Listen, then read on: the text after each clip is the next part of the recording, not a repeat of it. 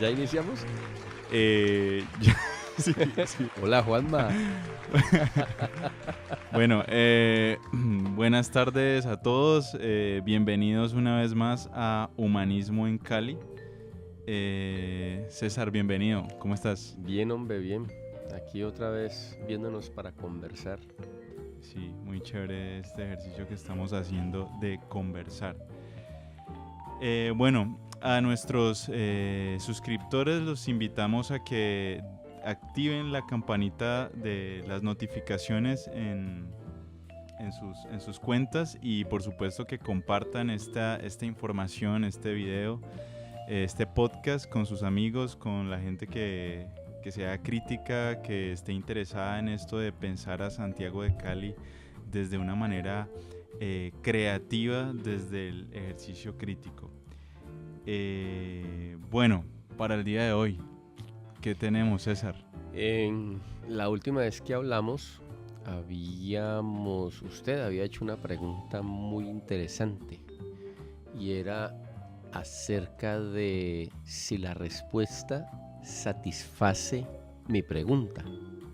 Y que entonces solo si satisface se considera como una verdadera o como respuesta, ¿no? Exacto, ¿no? Que es como la duda que hay. Entonces, pues sería bueno que hoy habláramos en torno a esa pregunta, que es de un caleño. Bueno, sí. A mí se me ocurrió esa idea respondiendo la pregunta de Diego, me recuerdo.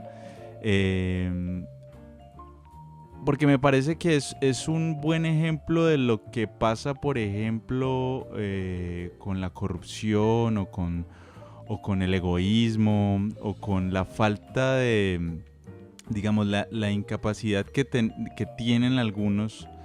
Y yo también me he visto en esa situación y seguramente muchos caleños, de ponerse en los zapatos del otro. Es decir, en el ejercicio de reconocer que solamente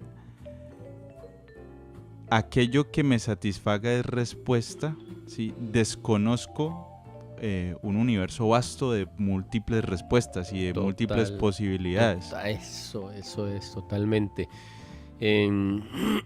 No sé, empecemos, como le digo yo, a mí me gusta mucho el análisis de, ¿cierto?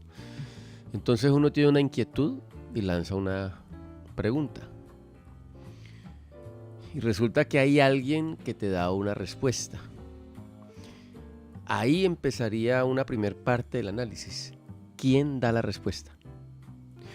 Porque puede ser una persona de buena voluntad que ignora el tema del que se está preguntando y entonces su respuesta va a ser una respuesta de buena voluntad, pero sin fundamentación apropiada para dar, digamos, en el punto o en el meollo de la pregunta, ¿no? Entonces yo diría que una respuesta de esas no satisface. Pero si la persona es de buena voluntad y además muy amiga mía y me da una respuesta que yo quiera oír, entonces dice uno, entonces sí me satisface. Pero estaría yo corriendo el riesgo de engañarme y esa persona de buena voluntad de engañarme también. Entonces es como una primer parte, ¿no? A tener en cuenta. Sí, eso que acabas de mencionar, esa primera parte, creo que es algo que pasa mucho, ¿no? En las conversaciones con amigos surge una inquietud corta o sencilla sobre el día a día e inmediatamente buscamos una respuesta. ¿Por qué digamos, nos agradan tanto las respuestas y no tanto las preguntas? Yo recuerdo que Estanislao Zuleta menciona en su texto Elogio de la dificultad, en su ensayo, que una de las cosas que es más insoportable es ponerse en cuestión. Yo no estoy ahorita muy seguro si él menciona concretamente por qué. Intuyo que es la necesidad de pensar, de volver a pensar todo, ¿no? Porque en la pregunta hay un vacío. o sea, es la representación de un vacío, de algo que no se conoce todavía, ¿sí? Desde lo conocido, eso es curioso. Y genial. Y eres Stanislao Zuleta, ¿no? Que Sí. era un gran pensador. Entonces, sí, y llevándolo un poco a lo práctico, las personas no soportan en algunas situaciones que les devuelvan otra pregunta, por ejemplo. Sí, sí. Ahí también... Cuando eso los movilizaría muchísimo más como en su intelecto o en su... Mire, analizar eso de la pregunta es que digamos que el análisis tiene varias... Es un relojito, ¿no? Entonces usted tapa el relojito y además de las manillitas que son las que se ven y dan la hora, dentro hay todo un engranaje de una maquinaria dada para que esas manillitas funcionen. Entonces lo mismo es esto y que estamos hablando. Nosotros estamos como en la puntita del iceberg que llaman y no vemos hacia abajo qué tan grande es. Porque es que cuando hay una pregunta y alguien que responde, entonces estamos hablando del famoso emisor receptor de la teoría lingüística. Y entonces, usted está hablándolo allí, ¿no? El código, ¿cierto? La pregunta, ¿quién la hace? ¿Por qué la hace? ¿A quién se la hace? Y la respuesta. ¿Quién la da? ¿Por qué la da? ¿No? Sí sabemos a quién se la da, al que preguntó. Uh-huh. Pero entonces está esa cuestión, es decir, el que pregunta, ¿sabe por qué pregunta? Porque entonces, decíamos la vez pasada, no hay preguntas bobas, pero sí pueden haber preguntas desubicadas. Me surgen dos Dale, que esto me pone bueno, hombre. Me surgen dos inquietudes allí, porque vos mencionabas... respecto a la teoría que el que responde sabe a quién le da la respuesta. Eso también podría ser objeto de análisis, porque muchas veces uno responde pensando en el otro, o pensando más de una manera inconsciente en el otro como un espejo. Entonces uno le responde muchas veces al otro lo que debería decirse a uno mismo. Oh. Súper, claro. Eso sería una posibilidad. Claro. Y lo otro es que respecto a las preguntas desubicadas, pues están desubicadas o fuera de la ubicación, pero ¿de la ubicación de quién? Sí, pensaba yo una persona, no sé, que viendo una película que hable sobre el tiempo, pero no tiene conocimientos de física, de filosofía, de matemáticas, y le da por hacer una pregunta que para otro puede ser muy trivial, y el otro, que si es un físico, puede decirle, pues que esa preguntita ya es muy vieja, ¿no? Como cosas así. Yo, a ver, ¿por qué? Mejor dicho, esto es... Es que por eso ese tema, y yo estoy seguro que la pregunta suya del podcast anterior no da solo para... no, una charla sino no. unos 2 o 3 podcasts más, porque es que estamos en una primer parte de un análisis, ¿no? Pero hay más. No, ¿cierto? pues sí. Entonces... Sí. Mire, a mí hay algo que me preocupa mucho, la verdad esto me preocupa mucho, y uno como profesor digamos, bueno, o en mi... experiencia. En mi experiencia como profesor,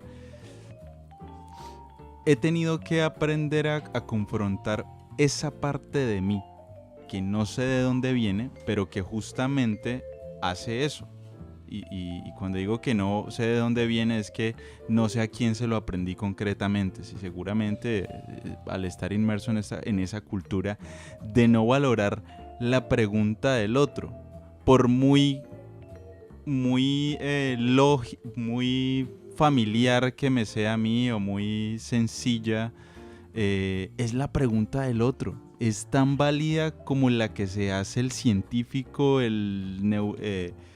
iba a decir neuroespacial, eso suena interesante. Sí, es muy válida. Y creo que pues es un pensar, es una idea que yo tengo en este momento respecto a la educación y a la experiencia que he tenido en educación. que es poca, hay que decirlo. Pues indudablemente el problema ya no está en el conocimiento, sino en qué hacer con el conocimiento, ¿sí? Y lo mejor que uno puede hacer con el conocimiento, creo yo, es generar movimiento. Y hay un ejercicio muy bueno para generar movimiento y es el ejercicio de cuestionarse. Ayer hablaba yo con unos estudiantes diciéndoles, ustedes no tienen que desarrollar un afán sin sentido por responder una pregunta. Madúrela, coséchela. Eso Sí, no. es otra parte del análisis del ejercicio del emisor y el receptor, el que pregunta y el que responde. Porque es que, digamos que grandes personajes giran en torno a una pregunta, ¿no? Y la otra vez hablábamos, Einstein en uno de sus escritos o biografías dice que a él lo consideraban como una especie de sabio, gurú que iba a resolverlo todo. Él dijo, no, realmente la gente tiene un mal concepto de mí. Lo que yo hice fue pensar una pregunta. Él se cuestionaba qué sucedería si yo viajara a velocidad luz, cómo se vería el mundo, qué pasaría. Y esto lo llevó toda su vida a elaborar respuestas en torno a esa pregunta que derivaron en una nueva ciencia, ¿no? Porque la teoría de la relatividad es como una nueva metodología, un nuevo campo de conocimiento dentro de la física. Y eso lo logró él con eso, ¿no? Y en la filosofía hay personajes que yo diría, no sé qué interpreten otros profesores, pero un personaje como Sócrates, un personaje como Platón, un personaje como Wittgenstein, no les interesó dar respuestas. Realmente ellos giran en torno a la pregunta. Wittgenstein, que para algunos puede ser catalogado como un loco, pero para otros es un genio. De hecho, él mismo le respondía a Bertrand Russell, Dios me libre de la cordura. Sus libros giran en torno a preguntas, ¿no? Y son libros de grueso calibre, no solo por la cantidad de páginas, sino el contenido de las páginas. Entonces para él era más importante preguntar, porque es que una pregunta, y aquí venía otra parte del análisis, que no sé cuántas partes de análisis llevemos ya, está él en la cuestión de que si yo lanzo mi pregunta, y aquí me acuerdo por ejemplo yo de una persona como Humberto Eco, que falleció hace poquito, y pensaba mucho como la pluralidad de respuestas o la posibilidad de respuestas en torno a algo que se observa, ¿sí? Un libro, una obra de arte. Cada persona que ve tiene una idea de eso que ve. Entonces, si yo lanzo una pregunta, depende del carácter de la pregunta, quién de los oyentes me la resuelve y por qué da su respuesta, ¿cierto? Porque es que si yo doy una respuesta fija, creyendo que esa es la respuesta verdadera, pues eso dice mucho de mí. Y si yo dudo y creo que mi respuesta no significa nada, pues también dice mucho de mí.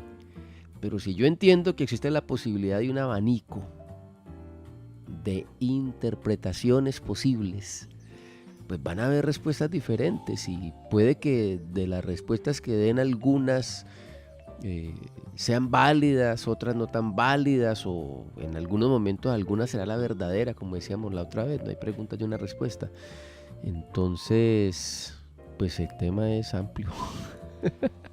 Sí, bueno, no sé si cabe así como a manera de un pequeño cierre, algo que le podamos recomendar como lectura, y algo que te quiero contar, y aprovecho aquí este momento para cogerlo de sorpresa. Es que estuve conversando con José Urbano, no sé si lo conoces, que es el dueño y el director de La Ventana Indiscreta. Ah, qué chévere, sí he oído, no recordaba el nombre, pero claro. Bueno, entonces la idea con él es que se pueda vincular, no sé si en este mismo espacio, esta misma hora, porque él también tiene otros horarios, pero sí al movimiento, a la comunidad de pensar él desde su conocimiento en cine, Claro, por supuesto. genial, genial. Y en el mismo ejercicio de responder preguntas, conversar sin necesidad de responder, pero sí que en esa pregunta nos lleve y nos movilice al universo del cine y que la gente... Sí que hay, ¿no? O sea, si uno que medio ve cine, medio puede hablar de una peliculita, Entonces el hombre... este señor debe ser una Sí, enciclopedia. exactamente. Y vamos a generar un movimiento fuerte con... Oh, entonces, heroico. sí, entonces esto yo te digo que va creciendo. ¿Qué tenés vos para recomendarnos dentro de tus lecturas? No, pues mira, yo me acordaba ahoritica de un parrafito final de la introducción a un libro que escribe Fernando Savater. Un libro que llama El valor de elegir. La vez pasada estábamos hablando de la libertad Sí. y hoy de la pregunta. Y entonces él dice, y a mí me encanta esta idea, esta frase, estas palabras de él. Como he dicho en otras ocasiones, la filosofía nunca es para mí la cancelación definitiva que nos permite salir de dudas, sino el acicate que nos arroja a ellas, permitiéndonos vivir con dignidad inteligente en la ausencia de certidumbres absolutas. Es decir, creería uno que qué maravilla la ciencia porque da respuestas. Y resulta que cuando uno encuentra una respuesta a un cuestionamiento, inmediatamente aparecen cualquier cantidad de X de preguntas en torno a esa respuesta. ¿Cierto? Es decir, no sé, no soy físico, pero pienso ahorita en el ejemplo de la física. Cuando empezaron a verlo muy pequeño, las fórmulas de lo muy grande no servían. Entonces de la macrofísica, que es la newtoniana, se pasó a la microfísica, que es la del siglo XX, que se llama mecánica cuántica. Y entonces no servían las fórmulas que explicaban el movimiento de lo muy grande, lo muy pequeño. Entonces tuvieron que aparecer personajes, hacerse preguntas sobre lo muy pequeño y postularon respuestas y crearon una nueva ciencia, la mecánica cuántica. Pero aún hoy en día se siguen haciendo preguntas y no importa que ya existe la ciencia de la mecánica cuántica. Y los físicos andan hoy en unas cosas raras, ya no hablan de átomos sino de cuerdas y de branas y yo no sé qué más vainas. Y no saben si por ahí es el camino o tienen que devolverse y seguir por otro. Entonces me encanta esto de Savater porque claro, lo que yo debo entender es que a pesar de la cantidad de libros que hay en el mundo, que supuestamente dan respuesta a muchas de nuestras inquietudes, es más lo que desconocemos. Entonces debemos entender que el mundo es, como dice Savater, un misterio. No tenemos certidumbres y la certidumbre de verdad que no vale. Lo que tenemos es la duda y comprender esa duda nos permite vivir en esa ausencia de certidumbre, ¿cierto? Es decir, si yo voy por el mundo sabiendo que el mundo es un misterio, pues hombre, qué rico porque hago preguntas y hago preguntas y hago preguntas y me sigo preguntando acerca del mundo, ¿no? Que es lo maravilloso. Sí, ¿no? sí, sí. Bueno, una muy buena forma de despedirnos esta tarde. César, muchas gracias, hombre, por esta buena conversación, por esta plática. Sí, hombre, Juan, siempre chévere